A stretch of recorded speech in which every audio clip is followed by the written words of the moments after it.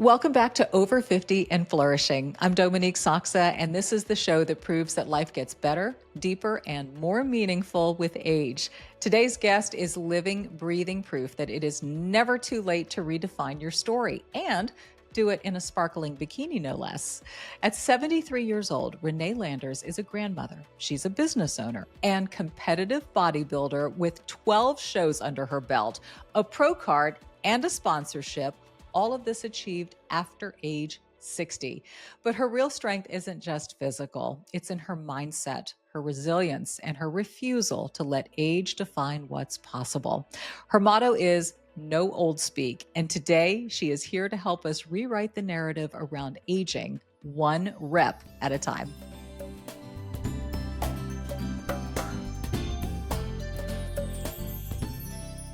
Hi, everybody. Welcome and meet Renee. Renee Landers, girl, I have been stalking you on my Instagram account. I am fascinated with you for a multitude of reasons. First of all, welcome to the podcast. I'm so glad you're here. I think you're going to inspire an enormous amount of women today. Well, thank you, Dominique. I am thrilled to be here, and I really appreciate this opportunity because I feel like we've got to spread the word that there's so much life over 50. Ladies need to know that. Yeah, well, yes, not just over 50, but over 60 and over 70. Would you tell That's everybody right. how old you are?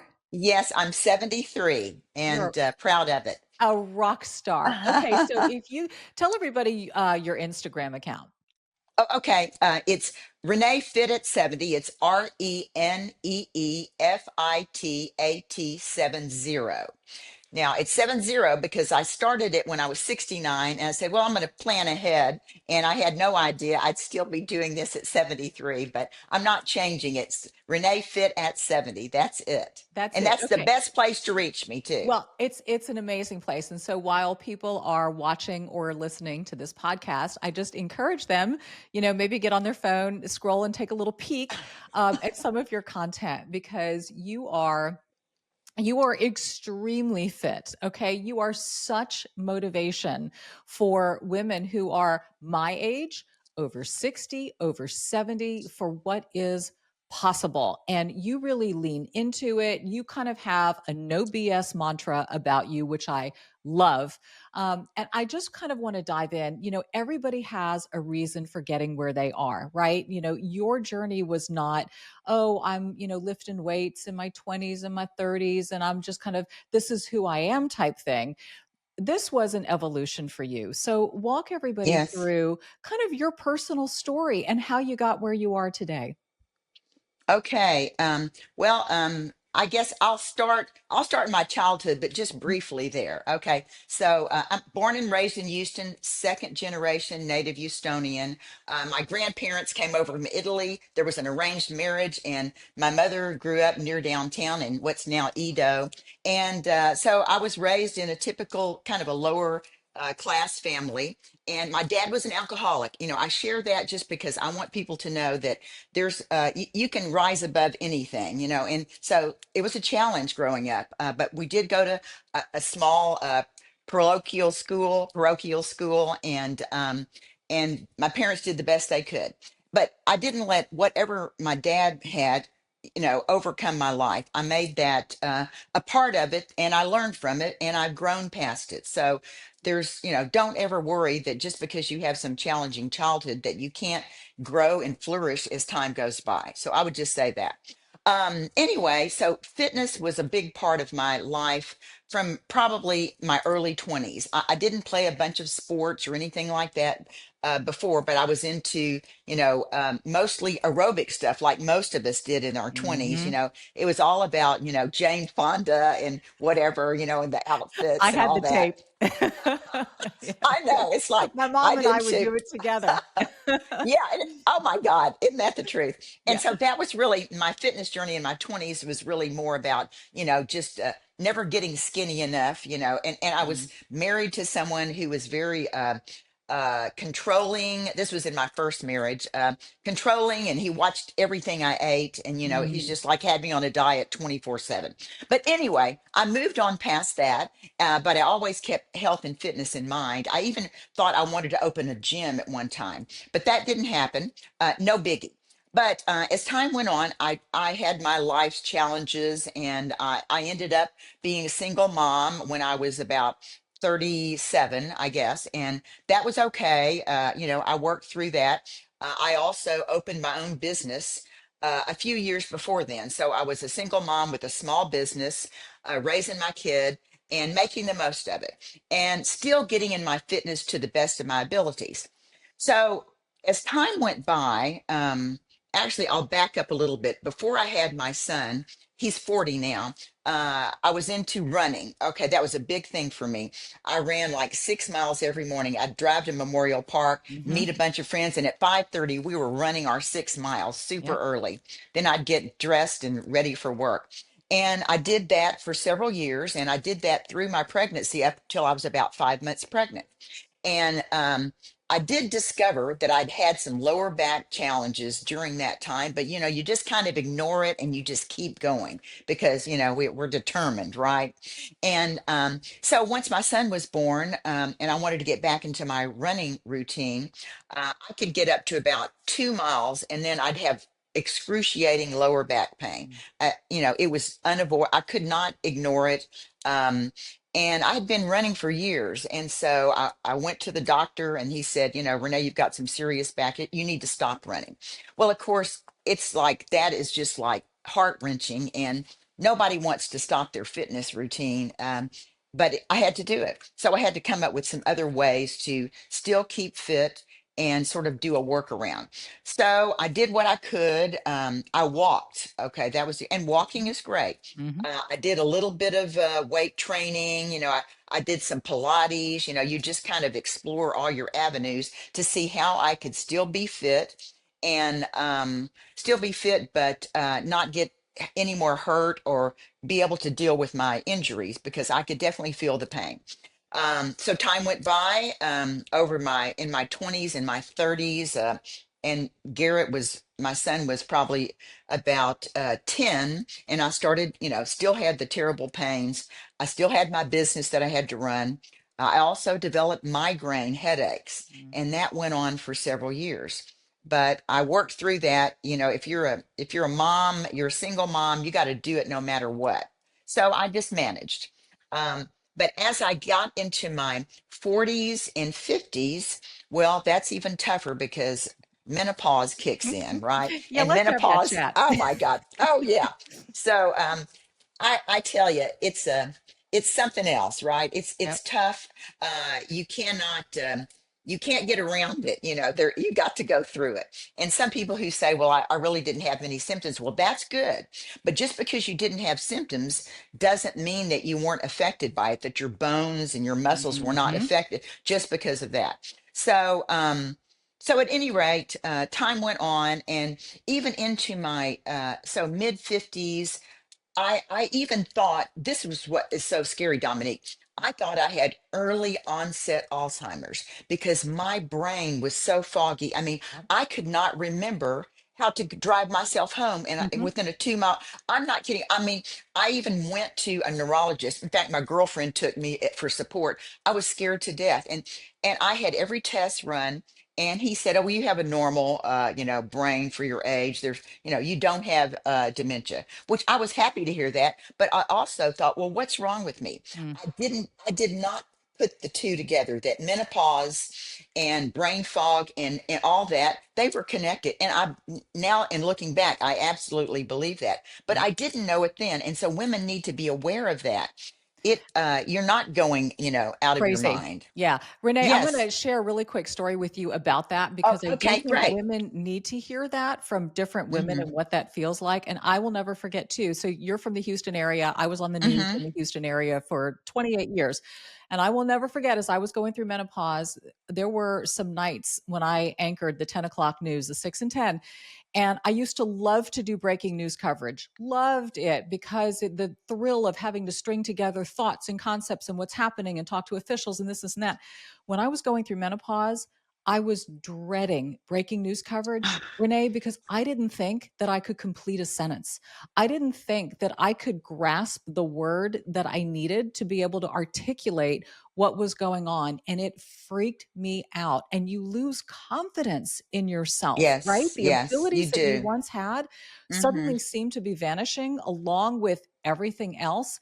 And it's a thing, and it's a hormonal thing. And I'm curious, I'm going to ask you about your HRT story as well, because I have a feeling you have one of those too. But yes, brain fog is real, and it can lead you to the point where you think you're developing early onset Hmm. dementia or Alzheimer's, because it can catch you off guard like that. I can't even imagine that you had to deal with that on camera. I mean, that had to be just so scary because you didn't even know if you could put it all together. So Yeah. I feel your pain, and it's a scary thing. But thank you for sharing that, because women need to know this. This is part of menopause. It doesn't mean that you're losing your mind or your memory. It's just part of what's happening during menopause. So we have to take it seriously, and and people actually.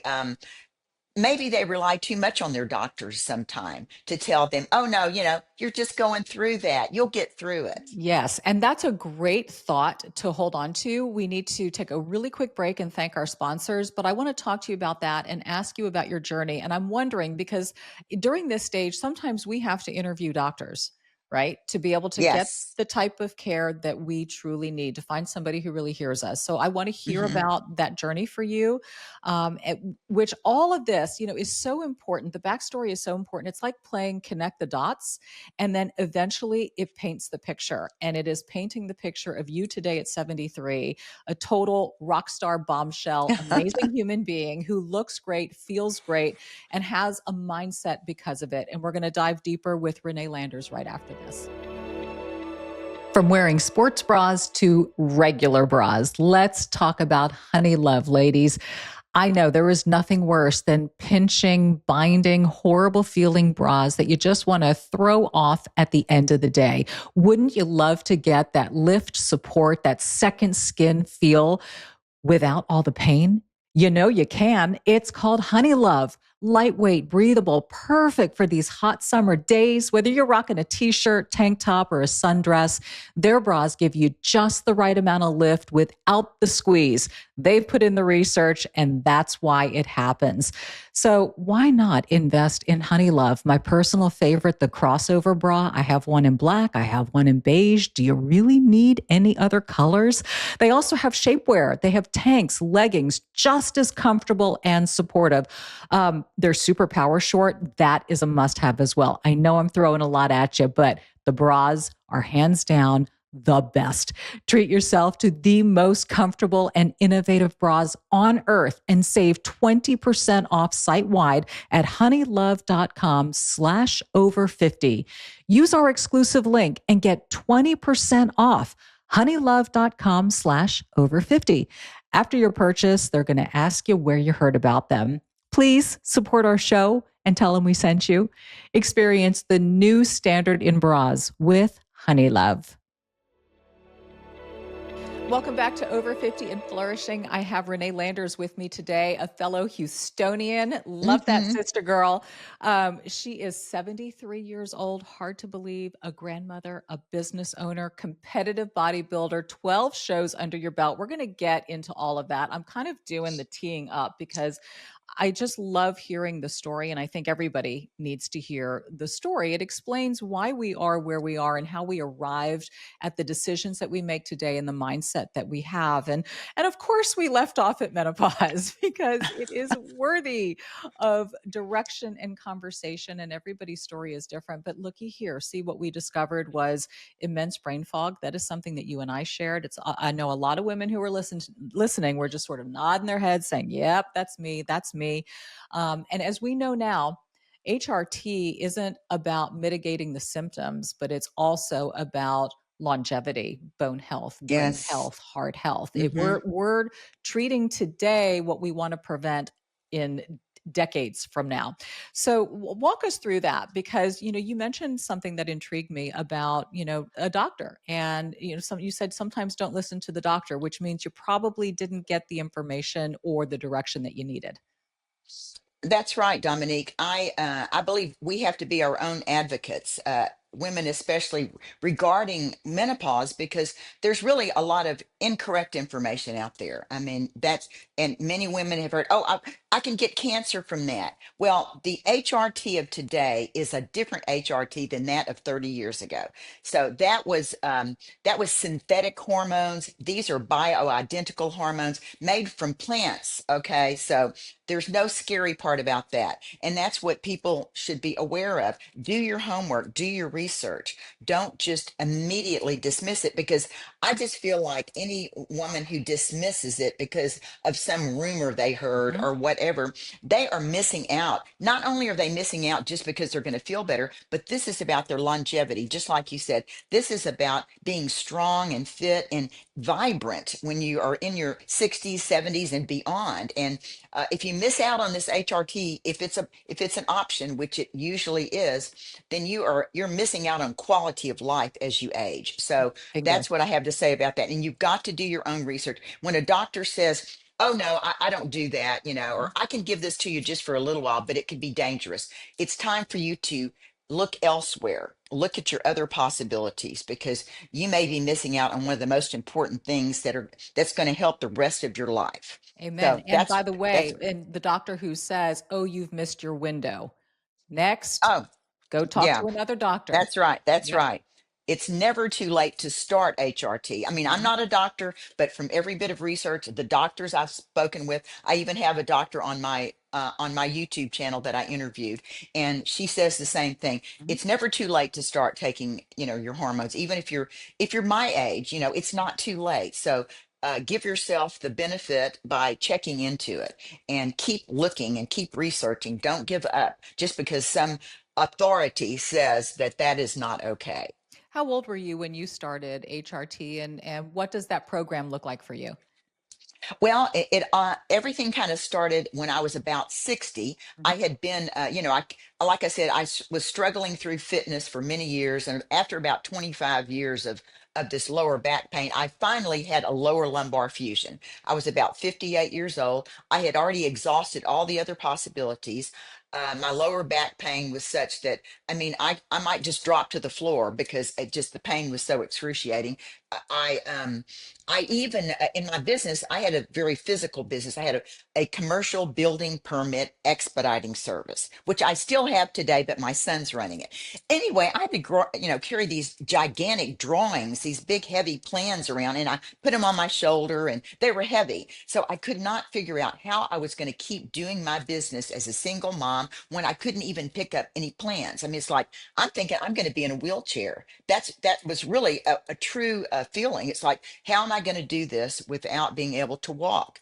And I even started collecting hobbies of things I could do sitting down, like making jewelry or whatever, I mean, which is so not me. I'm all about moving around, and so that was scary to me. But fortunately, I found a doctor and a neurosurgeon who did this one type of surgery, and my diagnosis was spondylolisthesis, which is sort of an overlapping of your spinal column or something like that. And I mean, I had some other things, but that was the biggest thing, the diagnosis that led to the surgery. And I mean, believe me, it wasn't easy. I was scared to have that surgery. It's like, what's going to happen? That's an unknown. But really, that surgery was like the best thing that could have happened to me, because it gave me the rest of my life. And otherwise, I might not have been I wasn't going to be as active. So anyway, at 58, I had a lower lumbar fusion. My L5 and my S1 were fused, two little small incisions. I had my rehab, and the doctor who did it, he just said, well, get your rehab done and then you can go do whatever you want. He really said there were only two limitations. One was he didn't want me to run anymore because that's just too much impact on The my impact. spine. Yeah. Yeah. And he didn't think yoga would be good because it's stretching and it might stretch the fusion, this titanium fusion Mhm. in my. So those are the only two things that were my restriction. And honestly, I have tried yoga over the years, and I just did it like the last year, thinking, oh, I need to be more bendy and stretchy. And that was I such a know. mistake. Because I have so many I know. girlfriends who are yoga people or Pilates, and it was just bad news. I mean, it took months for me to get back to normal. So I need to listen to your surgeon It's sometimes. harder than people Oh my think. God, It is it is. challenging. It is challenging. Yeah. So anyway, so I got that surgery, and time went by, 58, 59. I was just kind of rocking along, trying to, get my bearings back. And then finally, as I was getting close to 60 and I was still in menopause, kind of winding down, I just said, I got to get serious about this. I'm going to be 60, and it's kind of like, a wake up call. Is that I, the I light bulb, you know? the I mean, light bulb went on. yeah. That's right. And I wasn't going to be fooling around anymore with a little dabbling into fitness or whatever. And I had grandkids. I wanted to be able to play with them and run with them and Mhm. do things with them. I love to dance. I travel a lot. I cruise a lot. I wanted to be able to do all of that. And my quality of life was sucking before then. So anyway, so the good news was, Tell it like it is, it's Renee. just a trick. Oh my It God. It was scary. So I got that surgery, and then of course the next thing was, okay, I'm gonna find somebody who's gonna help me with my next step, because I wanted to feel vibrant. And I knew, from my years of fitness, I knew how good I could feel, by working out. But I wasn't diligent. But now I'm getting 60. Hey man, I got to get diligent. There's not a bunch of time left. Sure. And so I was fortunate enough to have a doctor steer me in the right direction, and I went to Baylor College of Medicine, Mhm. and doctors there introduced me to hormone replacement therapy, Huh. and I was about 60 by then, Okay. and I just knew I wanted to feel better. I was still having a fan by my bed, at 58, Oh, 59, I know. and that fan, that permanent Oh, fan, I it's know. steer I there still have it. wherever. It's like my You safety net. Yeah, you take it wherever you go, right? Even on Absolutely. cruises, people take their fans on their cruises. So I just like, okay, I got to get in charge, because I'm that kind of person. It's like you can't just sit No, back and you wait for things to happen. okay. You've got to make things happen, right? Right. So I needed to make some stuff happen there. And so the doctors at Baylor here in Houston at the Texas Medical Center, just 2 miles down the road, I found the right doctors, and they prescribed hormone replacement therapy for me when I was 60 years old. Okay, I was just about six. And that doctor, Dr. Kara, who's still adorable and still treating me today, he said, okay, Renee, you're doing great. You're eating the right foods, and now you're getting your hormones. And there's one more thing. You've got to get your fitness program together. And he said, you need to be lifting weights. And I can't believe it. The cool thing is he knew a trainer, and this trainer knew how to train people who had injuries, and that was kind of one of his specialties. So he introduced me to Dustin Jackson. This was 13 years ago, and Dustin is still training me today. And he didn't introduce me to Dustin. I mean, it's like, God was looking out for me, because Dustin was like a mile and a Oh, half from my home. He trained me close. In fact, Next Level Fitness, which I think you used to train there many years ago. Well, that's where I met Dustin and started yeah, training his name at sounds Next Level. really familiar because I know Uh-huh. a lot of people in that world. Oh yeah, you probably knew him. And so I met Dustin, and then that was the other part of this. So I had my hormone replacement therapy. I started lifting weights when I was 60. So it's never too late to start. That's a Mhm. big thing for me. And Dustin started training me, and nothing elaborate, just kind of training like you'd train any average 60-year-old woman. And we trained. I didn't do anything crazy, but I was just regular training. So when you say train, you're talking about probably a combination between the circuit training of the machines that are in the gym and free weights. Is that right? Yeah, that's pretty much what I was doing. Yeah. That was what I was doing. Now I changed to a different, something a little bit more elaborate, Mhm.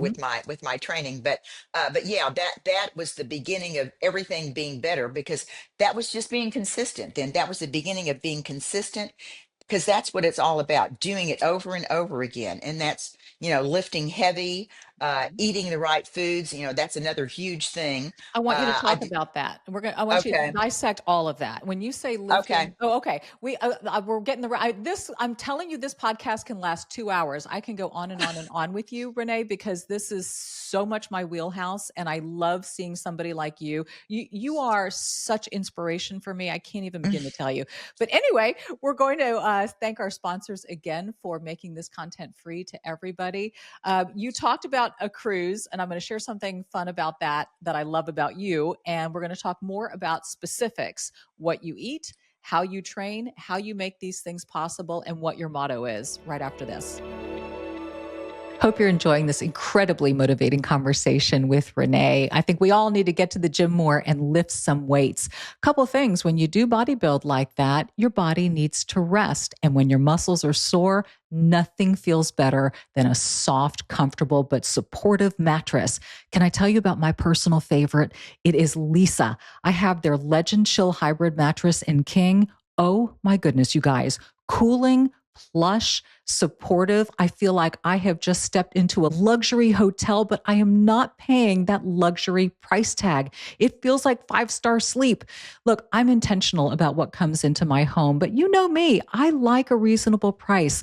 Lisa is phenomenal. They've got a lineup of beautifully crafted mattresses tailored to how you sleep. Each mattress designed with specific sleep positions and feel preferences in mind. From night one, I promise you, you're gonna feel the difference. Premium materials that deliver incredible comfort and full body support. And I am so excited to tell you that Lisa mattresses are meticulously designed and assembled in the good old US of A for exceptional quality. Plus, they back it all up with free shipping and easy returns and a 100-night sleep trial. You, my friend, have nothing to lose. Go to lisa.com for 30% off mattresses. Plus, get an extra $50 off with promo code OVER50, exclusive for my listeners. That's leesa.com, promo code OVER50 for 30% off, plus an extra $50 off. Be sure to enter our show name after checkout so they know we sent you. Lisa.com, promo code OVER50. Welcome back to Over 50 and Flourishing. We are having a spirited conversation with this magnificent 73-year-old woman who I found on Instagram. She just popped up on my feed and I was like, follow. Follow. You can find her on Instagram at Renee Fit at 70.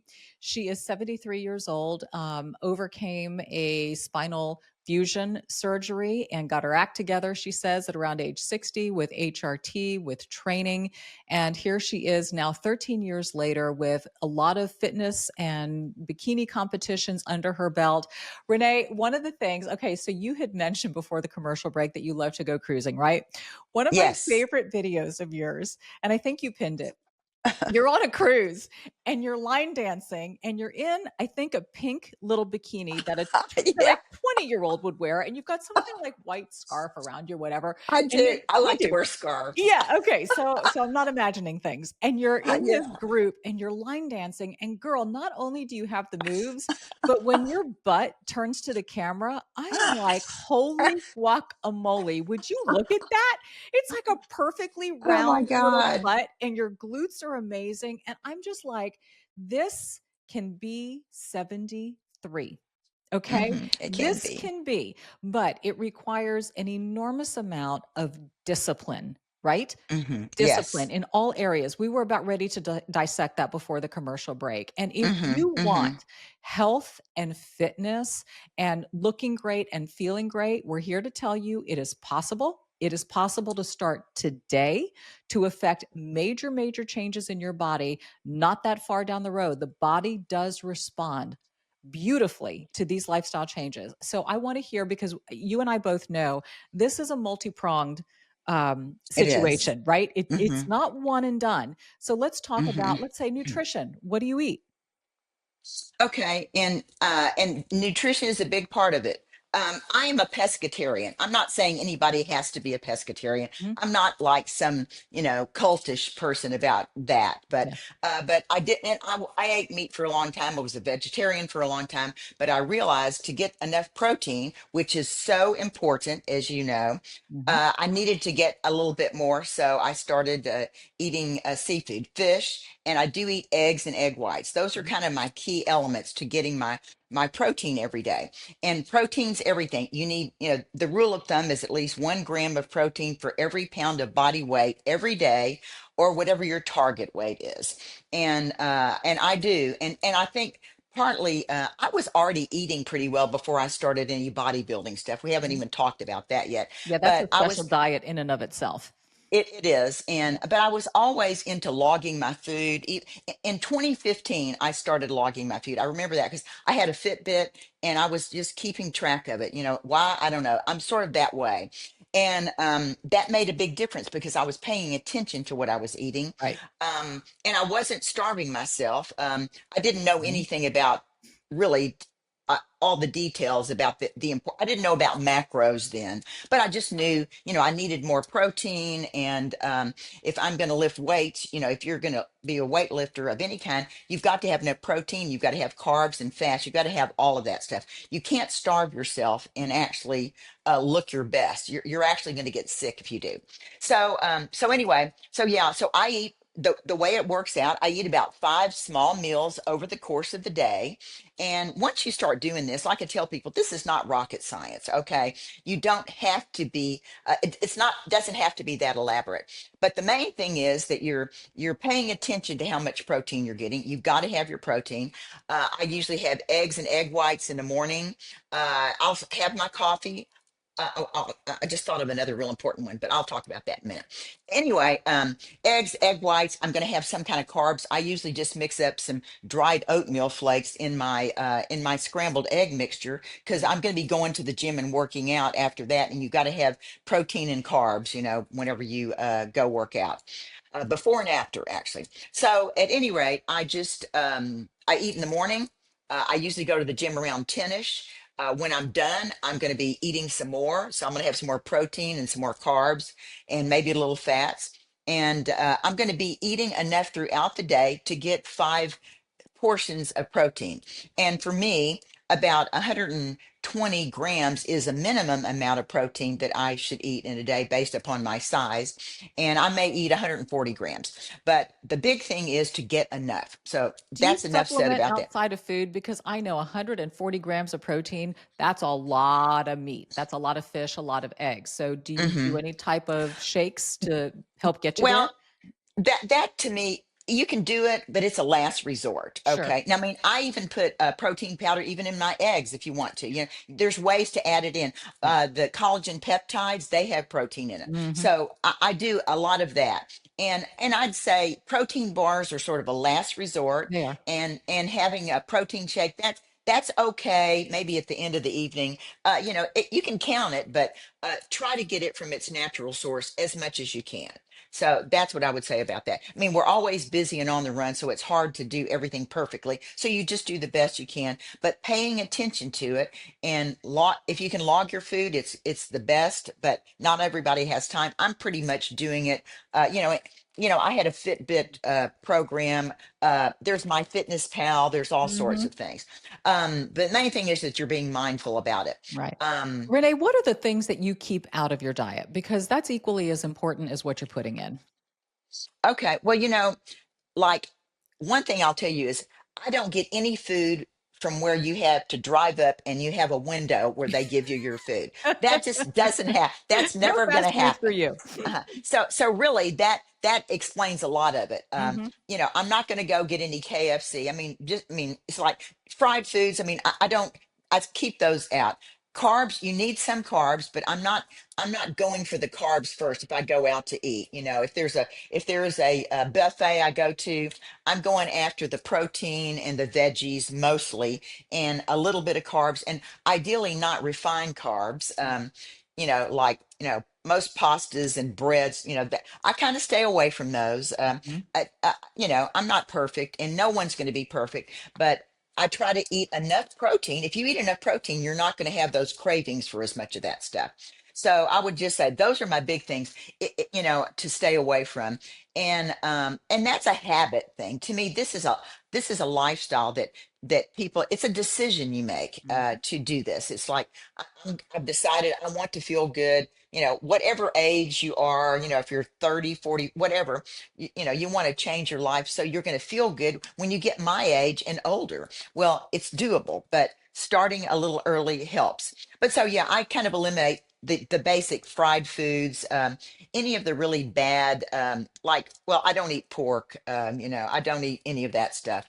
And actually, seafood, shrimp has one of the least amount of calories for the most protein. Mhm. So And I go to Costco and I do meal prep. That's the other part. Meal Yep. prep makes a big difference. And Costco has tons of great seafood, and I go there, every week or two, and I get my protein and I prepare it. Now, I do eat carbs. I've got a few carbs that I like. If I'm actually competing, I'm going to be eating mostly rice or potatoes as my carb.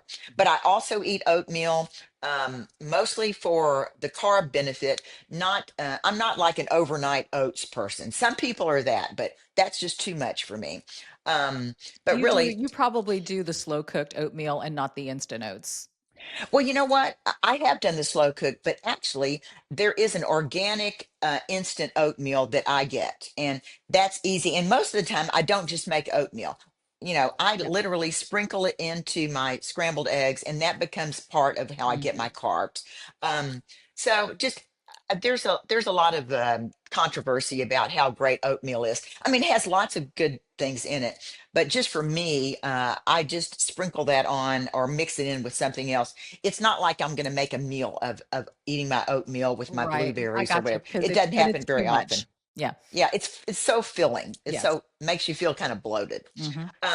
So that's kind of what I do to get my protein in. But the big thing is just as important is getting hydrated. And I target a gallon of water a day. Now people think, oh my God, that is just crazy. And I just recently did a reel on my Instagram about hydration. Now, I talk about skincare. People say, what's your skincare regimen? Water. Well, I drink a gallon of water a day. That is really my skincare, Mhm. the beginning of my skincare regimen. And so I would just say that's just as important as everything. If people, if you're just drinking, those 8 glasses of water a day, that's really, I'm sorry, it's just not going to cut it. Um, and once you get used to it, but there's ways to figure out how to do it. And it's on my Instagram. I did this little routine of what I mixed and how I make my gallon of water a day. Mhm. But so the big thing is when I first start my day, before I have my coffee, I'm going to drink 2 really tall glasses of water. Now I'd make my little gallon of water concoction that you can find on my Instagram. It's going to have vitamin C. It's going to have creatine. That's a whole nother subject, Mhm. creatine, and some electrolytes. And, so those are my basic things. So that's what I get in my gallon of water. So hydration, I'm just saying that is so important. Carry that water with you wherever you go, but try to drink, I drink like two glasses before I have my coffee, Mhm. and then I pour I pour some in here because I'm going to take this to the gym or wherever I go. And then really, then you have almost, half your water is already gone if you do that. Then you're going to drink the rest of it later on in the day. So that's the other huge thing is getting your hydration. Supplements. I don't take a lot of supplements because I do, get my vitamin C and my Mhm. electrolytes and my creatine in this. And I take a couple of things, some vitamin D, really not a whole lot of other things, some magnesium, calcium and magnesium. Mhm. I think you can overdo it, but there are lots of good supplements. And your protein powder, that's like a supplement too. Sure. um A lot of but them have, anyway. yeah, they have all the added things. But you to your point, I mean, ideally you want to get it from your food sources, and then anywhere you're Hmm. deficient, luckily there are amazing supplement brands and companies, and just look for those that are well sourced, and always check and Right. see what's in your supplement. Um, you mentioned earlier lifting heavy, and that's something that a lot of us women are seeing everywhere lately. Gone are Yes. the Jane Fonda days where you got the little 3 pound or little five Hmm. pound Hmm. weight, little baby weights. Those are gone. You're seeing women lugging around some heavy, heavy weights. Let's talk about why that is so important and what that has done for you physically. Okay. Well, okay, first I want to say the hormone replacement therapy helps you keep lifting heavy. Hmm. That's the other thing. That's kind of part of the beginning of it, which you're going to need to make sure you're strong, your bones and brain and your muscles are all, they're getting what they need so you can lift heavy. Now, because of me having a fusion, there are certain exercises I'm never going to do. I'm never going to do any heavy squats. They're just not going to happen because I would be compromising my surgery. And Right. that's why I love having a trainer who knows how to train me with my injuries. So, and the other thing is, Um, the heaviest I ever lift dumbbells is 20 pounds. Hmm. Okay. I mean, my norm is probably about 15s, Hmm. but if I'm trying to get, if I'm trying to get there like for a show, I'm going to lift 20s eventually. But so I think, but the important thing is don't hurt yourself. Don't overdo it in the beginning. And that way you won't get burned out. That I hear these stories all the time. And you don't need any fancy gym to do this No, you either. You don't. don't need the expense. In fact, that's kind of how I look at. I mean, I have a trainer. Not everybody's going to have a trainer, but the money you invest in a trainer is money is better spent than if you decide you want to have some fancy country club membership somewhere that you're not going to use that much. So to me, having a trainer is great if you can have it. And there are lots of online trainers. I mean, I'm lucky to have this one person in person a couple of days a week, but you need somebody to guide you so you won't hurt yourself. And there are lots of good online people. You may know some too. But at any rate, the main thing is you can do it. It's progressive overload. It's slowly. You're going to do it slowly. And there's, like a series of exercises you can do. If you can only do it at home, you can do free weights at home. That's That's right. a great beginning. Hmm. And women are often intimidated to go to the gym. They don't know what to do. They feel, all these big muscly people and they're going to be looking at me. Believe me, they're not looking at you. They're looking at themselves. So That's don't very even worry true. about that. It's just the truth, So forget about that. And no, you can go to any gym. It doesn't have to be a fancy gym, Hmm. but yeah, so gradually increasing it. If you can do 3 times a week, that is great. If Hmm. you can do 4, that's better. But you do what you can and you keep doing it. But you've got to increase. Once it becomes easy, Right. it's time to Step it up. make heavier weights. Right. That is really the thing. And you, rather than doing 15, bicep curls, you want to see if you can do 8 with heavy enough weight. So Hmm. you want to work towards that. You don't need to do 20 of anything. Right. It's And just not even necessary. form and technique will change everything. We forget when we lift how often we use momentum to help swing that weight up. Hmm. And the minute you slow that exercise down, suddenly you realize you can only get 8 reps where you were getting 12 to 15 because you were using momentum to help you get that weight up. So Hmm. even technique can really factor into the result. You're so right. And thanks for bringing that up because I see that I even still have to watch myself. It's Hmm. like, you need to be very deliberate about whatever you do. Yep. Each one, you need to be focusing on the muscle you're trying to build. All that is so important, Dominique. So good that you mentioned that. And I see that all the time at the gym. And like I said, I have to remind myself also because if you do it carefully and deliberately, you're going to build the muscle more than if you're just swinging weights around. And like this kind of stuff is so dangerous too. But So like you absolutely. said, we're here to build muscle to prevent injury, not to get ourselves injured. So, Exactly. yeah. And I see a lot of different people doing different things. You know, there's some gyms that have you doing all these different things, right? You're swinging on a bar and you're Mhm. jumping on a big jumping on one of those boxes. That kind of stuff can get you injured too. So I say just do the basics. It's not rocket science. Doing some good steady weightlifting. If you can go to the gym and do some machines too. Now, and on my YouTube channel, I have some different exercises. Like I said, I'm not a trainer, I'm not a coach. I'm just sharing my experience for anybody who wants it. And so you can find some of my exercises there that I do for when because I have a fusion. So there's certain things I'll never do. But and there are other people, and you might know some too, that have good programs out there online for people who can't afford a trainer. Just the big thing is that you're consistent. Mhm. Now, people say, oh, how do you stay motivated? It's not about motivation. It's really about discipline. It's about your determination. That's right. And it really is like, I'm not always motivated to go to the gym, but you do it anyway. Okay. You do it anyway, because the long term is going to help.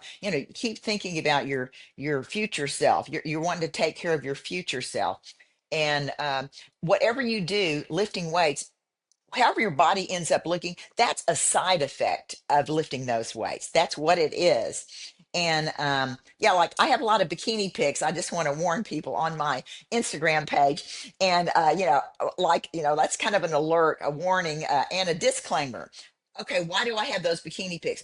Well, because that's how I get people to notice. And then I get to tell the story of how Hmm. that happens. And Absolutely. that's a side effect of lifting weights, having Right. good nutrition, doing your hydration, and being determined that it's really about caring about yourself. I deserve to feel good, making yourself a priority in your life. But let's not negate here that we are visual beings and that visual bonus of seeing the changes and feeling good about it, because what you're seeing is the result of the discipline that you're talking about, and it helps to Hmm. keep you in the game more. No, it may not be the reason why you started, but hey, it's like the icing on your favorite cake. Hmm. It's a good It thing, and we is. shouldn't be ashamed of it. And it is so true. In fact, a lady today that messaged me in the UK, and she said, "Oh, I'm so happy I found you, blah blah blah." And she said, "Yeah, I'm 62 and now the youngsters are coming to me at the gym and they're seeing my muscles and they're saying, 'How are you doing that?'" Mhm. And she said, "That makes me feel good. That makes me feel like I am doing something good for myself." And it's wonderful to be noticed. There's no doubt about it. So it's just going to happen when you do it long enough. Just don't give up. That's the main thing. Right. Keep doing it. I want to ask you because you talked about you're in a bikini a lot on your Instagram, and you are, and that's what inspires others. You wound up then competing and getting in these bikini competitions. So, at what point do you go from okay, I'm in rehab, I'm training with a trainer, I'm feeling good, I'm getting strong, I'm actually seeing change in my body to I'm going to take this and now get my cute little butt up on stage and do something about it. I mean, what made that little switch go off? Well, okay, good question. I never dreamed about doing any kind of bikini competition. That was never in my radar. Um, but what happened was, I started training with Dustin when I was about 60. He starts training me like he'd train any normal 60-year-old woman. And I'm lifting weights and I'm going and I'm diligent and I'm doing what I'm supposed to do. And I'm probably about 15 pounds heavier than I am right now at that time. And I was thinking, well, I mean, I feel good, I feel a little like a wrestler because I felt kind of big but Mhm. and muscly. But I also thought, I wish I had a little bit more shape. And but I thought, well, I guess this is the way you're supposed to be when you're in your 60s. This is just the way it's going to be. I mean, it's not that I didn't look great, but I just thought, I'm doing a lot of work here to look just kind of okay. Well, okay. So I went on a trip with a girlfriend when I was about 65, and I'd been lifting weights for about 5 years, about 3 or 4 times a week with Dustin, kind of eating kind of my normal food, not Mhm. having a perfect diet, but still eating good stuff, but just maybe too much of it. And I came back from this trip. It was Germany, Austria, and I saw some pictures of me. And I saw this kind of roundish woman, you know, attractive but sort of roundish. And I thought, I can do better than that. That's like that there's another Renee in there that I remember thinking that it's like all these years of lifting weights, I know that there's something more. It's like I can look better. I mean, it was okay. I felt good, but I had an extra 10 or 15 pounds on me. And you hear, and it's true, as you gain age, you gain weight. And but before you know it, you're 30 or 40 pounds heavier. And somehow that happened. So when I came back from my trip, I told Dustin, okay, I got to get serious here. Game on. It's like that's right, that's right. I can do better than this. Come on, I'm coming to this gym, 3 or 4 times a week, and I can do better. So here's what we did. So first of all, I set a goal to lose 1 pound. Okay, just 1 pound, and I put it on my app, and I said I want to lose 1 pound. Mhm. And then I told Dustin, okay, what do we need to do? And so I tightened up my eating, what I was Mhm. eating. I was paying more attention. I was eating more protein, less refined stuff, and I was upping my cardio a little. Too much cardio is not good either, but Right. I was doing some slow cardio, that's really better to do than super hit. Hit's good, but just slow cardio. And I started doing that, and I mean, so I lost 1 pound, and that took, I don't know, a couple of weeks. but about 1 pound. Then I set a goal to lose 1 pound. And I did that, and I did my weights and I worked out and I lost 1 pound. And I continued to set a goal to lose 1 pound. And I was starting to lose a pound and a pound. And then I was getting to be lower weight than I had been in many years. And I was kind of shocked. And then people at the gym who'd been seeing me for 5 years going, "What's happening with Renee?" Well, I just got serious, you know? And anyway, in 4.5 months, I lost 10 pounds. And that was just from setting a goal to lose 1 pound every time. So I just want to tell people 1 pound at a time is perfectly fine. So don't think you need to lose a gazillion I am pounds. so glad you brought that up because the way you did it, that 1 pound is actually 1 pound of body fat. That's not 1 pound of water weight. That's not 1 pound of muscle. Slow and steady wins the race. And that is exactly what you did because you kept growing and building with your muscle, but you were losing it the right way. Hmm. Absolutely. And the scale really is not always your best friend. No, Okay. I still get on the scale way too often, but that's your gauge only. Just know whenever you're losing weight, you're building muscle. Muscle weighs more than fat. We that's all right. know that. So keep that in mind. That's just a tool in your toolbox of fitness. So during the same time, Dustin had over those 5 years, I'm like 65, and every year I just lift the same weights. It's like this is kind of boring, the Mhm. same thing I'm doing all the time. And I was thinking, this is boring. Dustin, what can we do differently? Well, I need some goals. And Dustin said, "Well, I can see you on stage, Yeah. Renee." And I said, "Well, what does that mean?" And then he said, you can bodybuilding competitions, Hmm. and I looked that up, and I said, there is no way I can be getting on a stage in front of a bunch of strangers and showing my butt, to total strangers in my mid 60s. It's like, oh, there's no way I can do that. I mean, it's like, that ain't happening. And I mean, I really, it's like, this is serious. I just can't do that. And, and it's like, I don't want to be judged. I was judgy of it. It's like, golly, how do these women do this? And I really didn't know much about bodybuilding.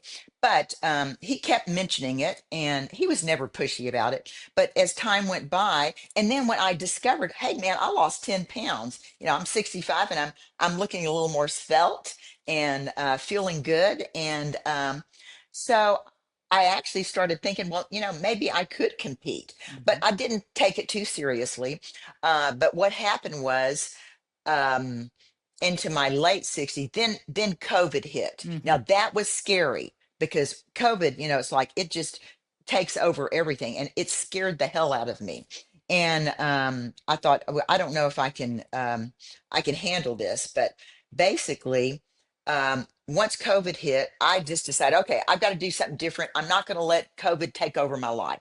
I can control how I react to COVID. Hmm. And what I did was I said, okay, I'm going to actually pay attention here, and I'm not going to let COVID take over my life. And so that's when I told Dustin, as I got to be in my late 60s, okay, I'm going to compete before I turn 70. I told him that.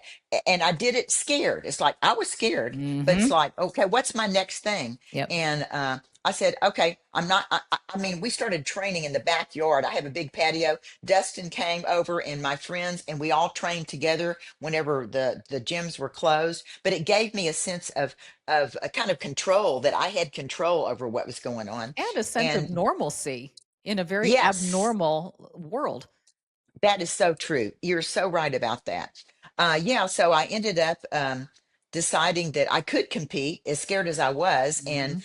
that was like in May of whatever year, I don't know, but I was 69. I said, okay, before I turn 70, I'm going to compete. So let's go find a show. And I don't know a lot about what I'm doing with competing. I just know, you need a coach for training for your posing, and your nutrition's going to change.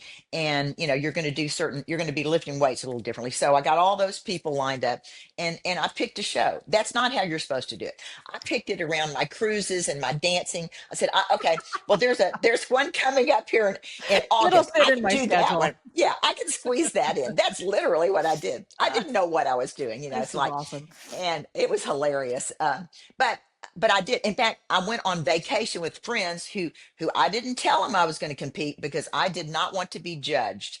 And so I Mm. even went to Cabo with a bunch of friends. They didn't know that I was competing, and I had, had my food and all this kind of stuff. So in my mind, okay, I'm doing this. And so 4 months, about 4.5 months from the time I decided to compete, I did my very first show, the Lee Labrada Classic. It was in the Woodlands, and I was competing with women in the oldest age was like 50 or 55, and I was 69 years old up on stage with these women who were much younger. And I didn't know what I was doing, but I just knew, I'm going to give this a try. And it was quite an experience. And I just, my thought was, oh, I remember one thing. So I'm into this mode of, okay, I'm going to make the most of this. And Mm. I imagined that I won a trophy. I just envisioned that was in my mind for those 4.5 months. How could I win a trophy? I mean, I'm 20 something years older than the women I'm competing against. I don't know anything about the sport, but I kept visualizing accepting a trophy. That was on my mind. So when I did this competition, and I was up on stage with these women, they were in their 50s, and I'm like 69, and I just said, I'm just going to give it my best. I didn't know exactly what I was doing. Um, and signed up for lots of different categories. They have all kind of categories whenever you do bodybuilding competitions, and I picked two or three different ones. And the competition was almost over, and I thought, well, I'm not winning anything. Okay, that's cool, but it was a great experience, and I'm so glad I did it. I was scared, but I did it anyway. So it's time to leave, and I'm putting on my robe down below the stage, and then the expediter says, no, you get up here too. And I'm going, what? Okay. And then Uh-huh. I get up Uh-huh. on stage, What trophy did and you get, Missy? I ended up getting sixth place in Bikini Open Class A. That means petite. And I got this trophy that day at the Leah Labrada Classic, and I had no idea. I was like in shock. It's like they Hmm. had us lined, and I did not.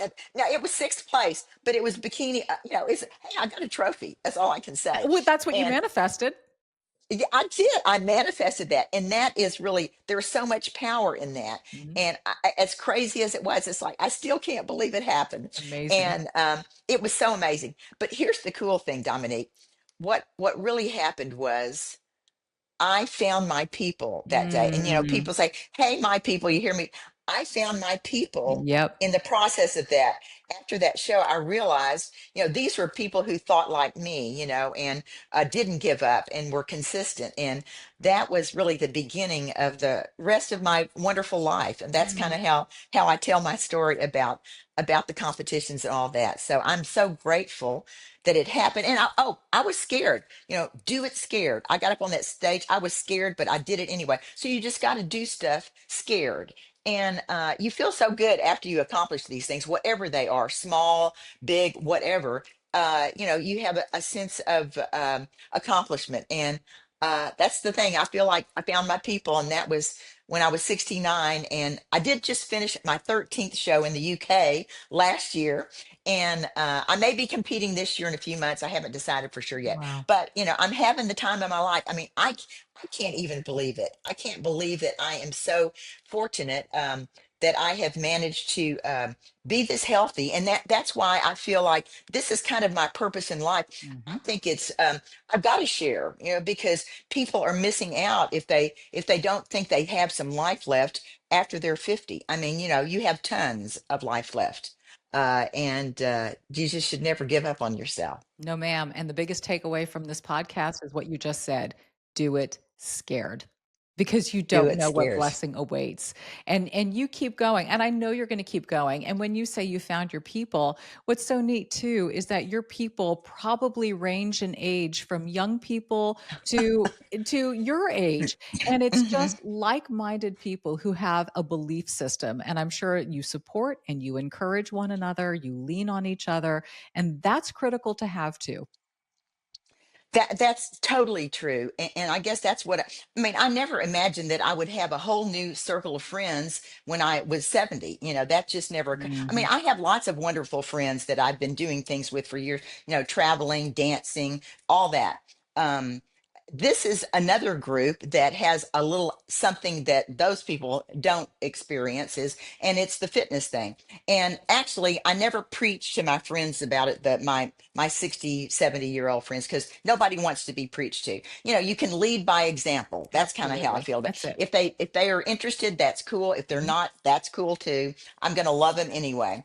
And yeah, I just think that's part of it. You've got to do it scared. You've got to take some chances in life, whatever those are. uh, Take some risks, Yeah. You and got to bet you on you. will. That is so right. You've got to bet on you. Yeah. What's your motto? Well, actually, one that I feel like, I the most one is no old speak. Okay, I say that. Do- I don't uh, I don't talk old. I don't whine about my aches and pains, although I've got some. I Mm-hmm. don't spend a bunch of time, ruminating over that, by myself or with other people. When I'm with other people, I'm not going to be focusing on that. Honestly, I'm not going to be exchanging a lot of information about my aches and pains. Hmm. And I don't hang out with people who whine about that all the time. Yeah, we're all going to share some, but that shouldn't be the topic of conversation. So no old speak.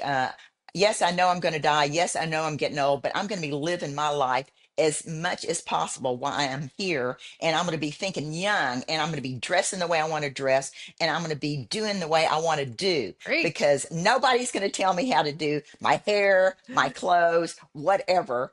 Because guess what? I'm old enough to do what I want to do. Oh, I love you. I love you. I feel like I'm talking to my mama all over again. Renee, she was I just like love you. it. Oh my Just like gosh. you. Oh my gosh. And I'm not going to let you go either without talking about that fabulous hair of yours. So if you're listening on Apple or Spotify or wherever you listen, you need to come over and take a peek on YouTube, because Renee is rocking this fabulous, like bright auburn red hair with a silver streak in front. So talk to us about your hair choice. About my hair. Well, I'll tell you, Bonnie Raitt, you probably know who she I is, know who this she great, is. country blues singer. Yep. I always admired her hair. I mean, Yep. I loved Bonnie Raitt, and I liked that little shock of gray hair she had. And every year, I kept thinking, well, I'm not ready to go gray. And Mhm. my mother, who lived till almost 100 years old, she was coloring her hair as long as possible. And So I'm was sure mine. I will be too. Yep. And so, I thought, well, I know I'm not, 25 or 30. I know I'm gray, but I'm not ready to be all gray. So Bonnie Raitt was kind of my inspo. And my hair lady, I said, okay. I kept saying, I want this gray streak. I just want a gray streak in the front. Can you do that for me? Oh, no, no, no, no. That's not good. She kept saying no, no, no. Well, when I was 69, I said, okay, I'm 69. For my 69th birthday, we're going to do this. Get me a gray streak. So finally, Kim, she acquiesced, or she finally said, okay. And she bleached out this one spot in the front, when I was for my 69th birthday. And after about two treatments, she bleached. This is it. This is my natural gray. Now I have plenty of gray here, but we Right. keep coloring that. And so I've had it, and I love it. And some people don't like it. I love it. I'm never going to change until I'm ready to change. And this is my compromise to having gray. And yeah, so I still have it, 4 years later, and I'll be having it as long as I can. Well, it's fabulous, Renee. And as the Thank beautiful you. Bonnie Raitt sang, let's give them something to talk about. All right. I love it. You know her. That is Hey, so listen, I true. was a disc jockey in Houston, and she was on high rotation when I was working there. Oh, So that is so cool. it's Yeah. so great. Renee, you are an absolute joy. You are an inspiration. You have that joie de vivre, the reason for living. You are so full of life and energy and passion and determination. And I feel it. I feel it listening to you. I am so excited for how this podcast is going to land on other women who really need this kind of talk today. And I personally just keep encouraging you to keep doing you. And if it brings you joy, keep doing it. And shining your light in that bikini of yours and get on stage as often as you want, and just continued success, joy, and happiness for you. Well, thank you, Dominique. I really appreciate it. I am so grateful that you invited me to be on. We were both thinking the same thing, about being on your show. And I just want to say, that. people should never give up on themselves, no Mm-mm. matter what is happening in your life. Stay positive, turn that around. I mean, that's kind of one of the things that my mother really ingrained in me. It's Mm-hmm. just about no matter what, keep it positive, no matter how bad you think things are. Um, you have the power within yourself to turn things around. Dig deep, and it's in there. We each have it. Everybody has that special strength. You just have to dig in there and keep finding it, and never ever give up on yourself. And you just never know what happens if you just stay open and say yes to things, not just oh no, I can't do it. Do it scared, and no old speak. There you go. That's it. Do it scared, no old speak. We've got two mottos Hmm. out of you, by the way. That sounds good. Yes, that's true. It Awesome. is. Renee Landers, thank you so much for being with us today. It's been an absolute joy.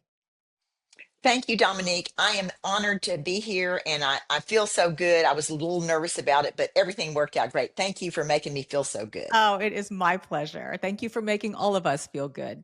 Love Renee. And if you did too, we're going to provide links below where you can find her to her Instagram, her YouTube channel, all of her different platforms. We want to have her encourage and inspire as many women as possible. And I would like to ask you, if you don't mind, wherever you are listening to this podcast, Over 50 and Flourishing, please take a moment to rate, review, subscribe, and share this to those that you know and love. Help us grow this beautiful, amazing community of women over 50 who are really looking to live their best lives. And if you're watching this on YouTube, can I just say thank you? Can I encourage you to subscribe to this channel? That way you'll be notified via email through notifications on your phone anytime I release a podcast, which is Monday, 1 p.m. Central Standard Time. Of course, my YouTube video is always out on Thursdays, but I really encourage you to be here. Give us a comment, give us a thumbs up if you like what we talked about. If you have any comments about what Renee mentioned or anything that you would love to see here on this podcast here on YouTube. And I do want to button things up today with a Dear Dominique message that came in, and it's really on par with a lot of what we talked about today. Let me put on my glasses so I can read. And it says, Dear Dominique, I'm 58 and post menopause. I'm in great health and I try to eat healthy and work out, walking, running, and strength training. My blood work shows a bit low on estrogen, progesterone, and testosterone. Doctor recommended pellets for estrogen and testosterone with a prescription for progesterone. Honestly, I'm not interested in the estrogen or progesterone, but I am considering testosterone. What are your thoughts? Is it okay to take testosterone if I'm not taking the others? I don't want to take estrogen or progesterone since that's just low naturally because of my stage of life. Help. Thanks. You're the best. Linda. Linda, first of all, thank you for writing in. Let me just right off the bat state I'm not a doctor, so I will encourage you to get advice from one whom I trust dearly. And I just had on this podcast, Menopause Taylor. Please, please, please, if you can, watch or listen to that podcast about menopause. I will say this to you. My first question in reading your message to me is why not those two? Why would you want to just take the testosterone and not take the estrogen and progesterone, even though your blood work is showing that you're low, which you will be at age 58, period. And in fact, it's going to be almost non existent soon. So I guess my first question to you is why the hesitancy? Is there family history? Are you worried about some things? A lot of doctors like Dr. Taylor will say that, practically all women can take hormone therapy. It doesn't have to be bioidentical. It doesn't have to be pellets. It can be, there are so many different delivery forms as well. So I also want you to kind of open your mind to that because one doctor said one way doesn't mean it has to be that way. It most certainly can be. There are many women who've been treated that way who have had amazing results. Personally, I do the estrogen patch, the progesterone capsule, and testosterone compounded cream. That's my regimen. I take it not only to mitigate symptoms today, but and this is what I want you to consider, Linda, and this is what Renee just talked about in her hormone journey. It's what Dr. Taylor talks about. It's not about just mitigating symptoms today so that you can manage through the brain fog and the hot flashes and the myriad of side effects, the joint pain, all of it. It's about tomorrow. It's about how we're going to live and age in our 60s, 70s, and yes, 80s. And I will tell you, my 87-year-old mother passed away taking hormone replacement therapy and felt amazing, worked out, the whole nine yards. So we're really talking about, and this is me talking through the doctors that I've had on this platform. I've had Dr. Taylor, I've had Mary Claire Haver, I've had Dr. Susan Hardwick Smith. We've had multiple conversations about menopause and HRT. This is about the heart. Heart disease is the number one killer of women. Most people don't know it, they don't talk about it. This is about brain. We are living longer, women outlive men. The risk of developing dementia and Alzheimer's is far greater in women than men. These are statistical facts. Bone disease, bone breaks, falls, the number one leader of immobility later in life. I take HRT, which includes estrogen and progesterone, because I am trying to prevent those things later in life. I want a functioning mind, a functioning heart, strong bones, like Renee said, weightlifting, eating the proper food. And it sounds like you're doing all of these wonderful things. So I guess I would just ask the question, why? Why are you hesitant on the estrogen progesterone? And if you're not certain, talk to multiple sources, listen to podcasts where reputable doctors have spoken on this, and then understand, and it's cost benefit, right? And make the decision for you. But I truly believe that this is about research. It's about sourcing. It's about finding people who are willing to listen to you. And it's not one size fits all. And it's not one way will fit you for the rest of your life. There are tweaks and changes along the way, but these are important conversations to have. My dear friend Tamsin Fadal just wrote a book, How to Menopause. So many great sources out there. Read, research, talk, communicate, and then listen and make that decision. But I want to make sure you're making the best decision for you, not just for today, but for your future self. So that's my encouragement, and I thank you so much for taking the time to write. We do have a link provided below if you would like to write me. For Dear Dominique, we always answer your questions, viewer questions, at the end of every podcast, and sometimes we even do a fully dedicated podcast on your messages to me. So I really appreciate it. So many wonderful ones have come in, and I thank you in advance for taking the time to do that. Thank you for being here today. I always talk about, Renee had her motto. I always say, be bold and be blessed. That is deeply rooted, that you need to take bold steps in life to receive the blessing. I even take it a step further, be that blessing in somebody's life. Speak blessings over people, be an encouragement, and affect change. And it certainly makes life way more fruitful and beautiful when we do those things. So thank you so much, and I can't wait to see you next week. Take care, everybody.